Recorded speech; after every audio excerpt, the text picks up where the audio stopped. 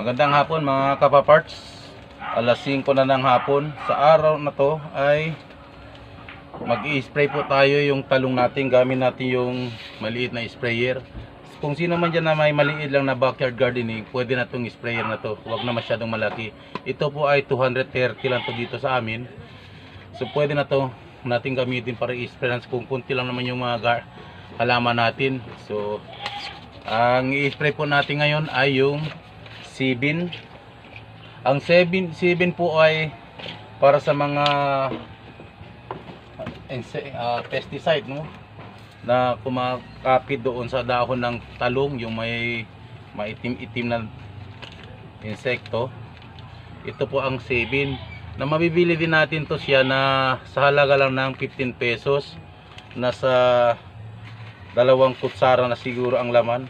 Sa isang kutsara ay 1 litro ng tubig. Since yung ito ay 80 ml lang, 800 ml lang, so mga kalahating kutsara pwede na to. So ayan, kalahating kutsara. So ilagay natin dyan, tapos lagyan natin ng tubig. Ayan, ang kulay po niya ay maging puti, parang gatas ho. So ayan,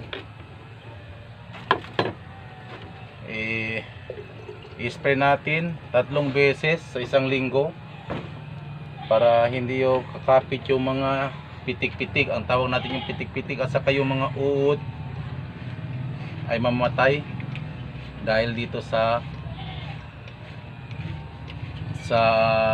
poison na to, no, para sa mga gulay. O yan, i-gano lang natin, tapos nakita nyo ba? Ayan, di ba? So punta na tayo sa area dahil maki-spray tayo sa ating talong. Ayan, samahan nyo ako, punta tayo sa 3 punong talong. So ayan ang talong, medyo mahirap na talaga pag sobrang laki ng katawan natin. So sa nakita po natin ang talong, halos mamatay na sila dahil kinapit na sila ng mga insecticide.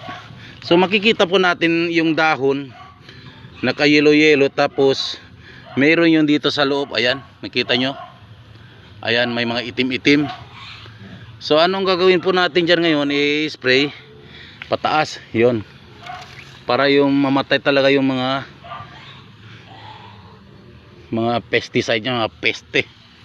Ayan, so para maging mahabang buhay nila. Ito nga, muntik na mamatay, oh. Sa nakita nyo, kawawa talaga. So ganito na talaga ang sitwasyon pag hindi natin palagi nialagaan kasi wala tayong time. Yan,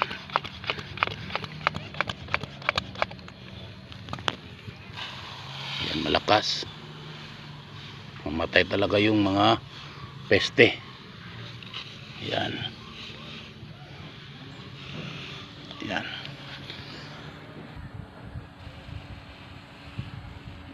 yan.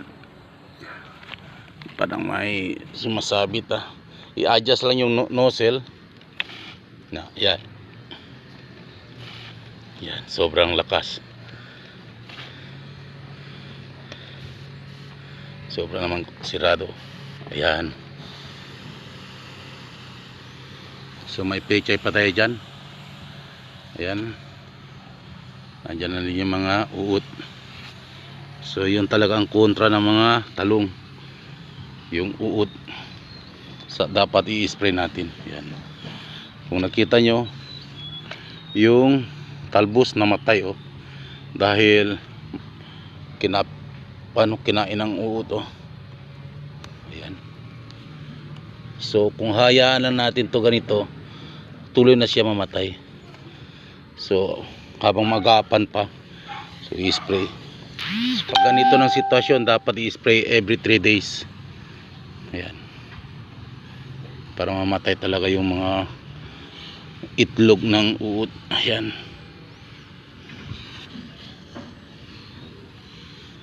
ganito lang mga kapaparts. So ganito lang kasimple ang pag-spray, mag-apply ng gamot doon sa mga halaman natin upang hindi sila ay tuloy na mamamatay. So kung nakulangan tayo ng oras, so yun ang nangyari, na sila ay nahirapan din. So thank you and God bless. Spray para sa mga halaman.